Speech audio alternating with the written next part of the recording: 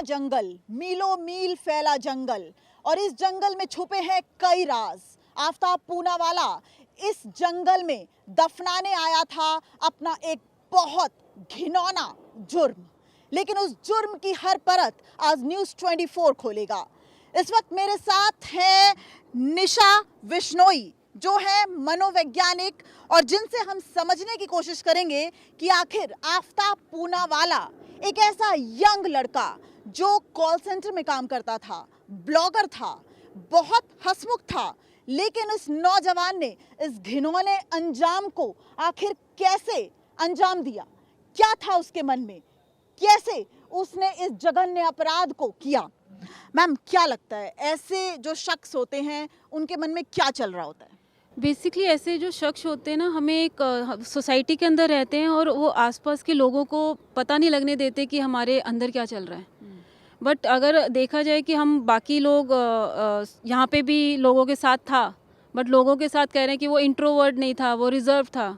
But अगर मैं reserve था या इंट्रोवर्ट नहीं था, बट फिर भी मैं ऐसे लोगों से तो मैंने इंटरेक्ट किया ही होगा ना डेली रूटीन में, जिनसे कि हम क्वेश्चंस कर सकते हैं, हमसे पूछ सकते हैं कि उसका क्या रहा होगा। क्योंकि इतना नहीं कह सकते कि वो अभी का ही उसका ऐसा ये एक नेचर है उसने, क्योंकि बिहेवियर उसके ऐसे रहे होंगे जो उस पर हम अभी तक क्वेश्चन उठा ही नहीं रहे। क्या हमने अभी तक उनके पेरेंट्स के साथ हमने कम्युनिकेट किया, या उनके कोई स्कूल फ्रेंड्स के साथ हमने कम्युनिकेट किया, उसके कॉलेज फ्रेंड, कोलीग्स, वो सब कहाँ हैं, जिससे कि एटलीस्ट हम और आइडिया लगा सकें कि उसका और साइकोलॉजिकल पार्ट में जाके कि उसके बिहेवियर उस टाइम पे कैसे थे, क्या अभी के, क्योंकि हम ये करंट सिचुएशन के बिहेवियर्स पे जा रहे हैं। But what about their past, उसका पास्ट कैसा। यहाँ पर हम कोशिश कर रहे हैं जानने की कि आफताब के दिमाग में क्या कुछ खुराफात चल रही थी। मैम, श्रद्धा तो सिर्फ एक लड़की है, न जाने कितनी लड़कियों के साथ उसने डेटिंग की है, और यूज और थ्रो ये उसका एक बहुत आसान सा जरिया बन गया था लड़कियों को आजमाने का। बिल्कुल। अब आप देखिए ना, जैसे उसने ये काम भी इसकी मर्डर किया, उसके कुछ डेज के बाद में फिर से उसने एक और डेटिंग की। उसके बाद में जब श्रद्धा की लाश उस फ्रिज में थी, पीसेस में कटी हुई, तब वहां पे डेटिंग कर रहा है वो। बिल्कुल। ऐसे लोगों के दिमाग में क्या चल रहा होता है? ऐसे लोगों के दिमाग में बस ये होता है कि बस जो मेरे से लाइटली बात करे, मेरे को कोई फोर्स ना करे, कोई रिस्पॉन्सिबिलिटी ना दे, मेरे को कोई डोमिनेट ना करे, मुझे कोई ऑर्डर ना दे, कोई अथॉरिटी बना दिखाए मुझे। जिसने मुझे अथॉरिटी दिखाई या जिसने मुझे कमांड करने की कोशिश की, तो डेफिनेटली उसके साथ जो अब श्रद्धा के कमांड करने की कोशिश की, और यही श्रद्धा निशाना बनी, क्योंकि ऐसा कहा जा रहा है कि श्रद्धा ने आफताब को शादी के लिए दबाव बनाया, और शायद यही एक बड़ी वजह रही कि श्रद्धा को इस बर्बरता से उसने उसकी हत्या की। बिल्कुल यही वजह रही। अब आप देखिए, जो इतना घना जंगल है यहाँ पे, दिन में आना ही हम लोगों के लिए मुश्किल है। अब आप सोचिए एक साइकोलॉजिकल पार्ट से कि जो पर्सन रात के 2 बजे आया है, इट डजंट मीन कि उसने रात को ही सारी की हो, दिन में आके उसने पूरी रेकी की होगी यहाँ की आके। साइकोलॉजिकली क्या कहते हैं, कौन सा रास्ता है, कहाँ मेरे को उस पीसीस को डंप करना है, कहाँ नहीं करना, और ये एक दिन में नहीं किया होगा उसने। आप सोचिए उसने कहाँ किस लेवल तक सोचा है। निशा जी, आपसे एक सवाल पूछना चाह रहा हूँ। जो चल रहा है इस वक्त, जिस तरीके से ये पूरी घटना हुई, आमतौर पर कोई क्रिमिनल होता है, अगर उसने कोई ऐसा जघन्य अपराध किया, हीनियस क्राइम किया है, तो कहीं ना कहीं उसके मन में शिकन होती है, डर होता है। लेकिन अभी तक जो हमने देखा है, आफताब को पुलिस की डिटेंशन में है, रिमांड पर है, उसके बावजूद उसके माथे पर ज़रा सी भी शिकन नहीं है।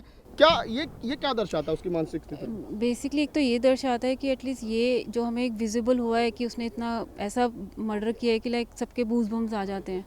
और पहले का उसने पहले भी कुछ ऐसी चीज़ें की होंगी जो हमें विजिबल नहीं है, ये एक विजिबल हो गई है। और जहाँ तक ये कि वो हमें पता ही नहीं चल रहा, उसका फेस एकदम काम एंड कूल है। इट मीन्स उसने अपने को भी बहुत अच्छे तरीके से मेंटली ट्रेन कर रखा है, और ये अभी नहीं, उसने कहीं पहले से कर रखा होगा, कहीं टाइम पहले से, मोर देन 1 ईयर भी हो सकता है, सब कुछ है। देखिए, मेन गुमराह कर रहे हैं हम, ये वर्ड इसलिए भी ले रहे हैं ना, क्योंकि यहाँ पे क्या है, हम सिर्फ उसको इंडिविजुअली जो वो स्टेटमेंट दे रहा है उसके अकॉर्डिंग मूव कर रहे हैं।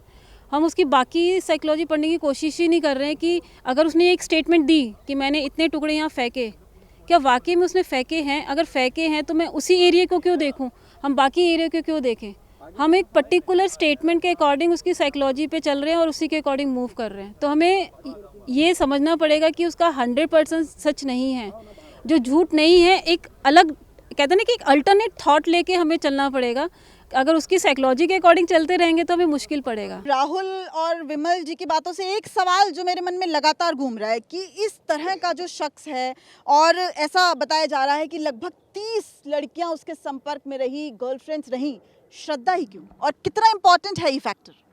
देखिए, ये इम्पोर्टेंट फैक्टर बहुत इंपॉर्टेंट है, ये समझना बहुत कहते हैं इम्पोर्टेंट है, क्योंकि इससे पता चलता है एक इंसान की अपनी पर्सनैलिटी, कि उसकी पर्सनैलिटी कैसी है। जो इंसान अपने घर के अंदर अपनी गर्लफ्रेंड की बॉडी को चॉप करके फ्रिज में रखता है, और सबसे बड़ी बात है उसी फ्रिज के अंदर खाना भी रखता है, उसी कमरे के अंदर अपनी गर्लफ्रेंड्स को भी बुलाता है, ऐसे कोल्ड ब्लडेड आदमी को, क्रिमिनल को आप क्या समझेंगे? और सर, जो एक इंसान इतनी सारी लड़कियों को डेट कर रहा है, वो कैसे इतना नॉर्मल, कूल और काम रह सकता है? हाँ, ये क्वेश्चन अपने आप में बहुत इंपॉर्टेंट है कि वो इतना कूल, इतना नॉर्मल कैसे अपने आप को दिखा सकता है। इसकी सबसे बड़ी वजह एक ही है, ऐसा इंसान वही कर सकता है जिसने ये क्राइम एक बार नहीं कई बार किया हो। क्योंकि नमस्कार, मैं हूं मानक गुप्ता। अगर आपको हमारा ये वीडियो पसंद आया हो तो इसे लाइक और शेयर जरूर करें, और हाँ, हमें सब्सक्राइब और फॉलो करना ना भूलें ताकि आप देश और दुनिया की कोई खबर मिस ना करें। तो जुड़े रहिए हमारे साथ और देखते रहिए न्यूज़ 24।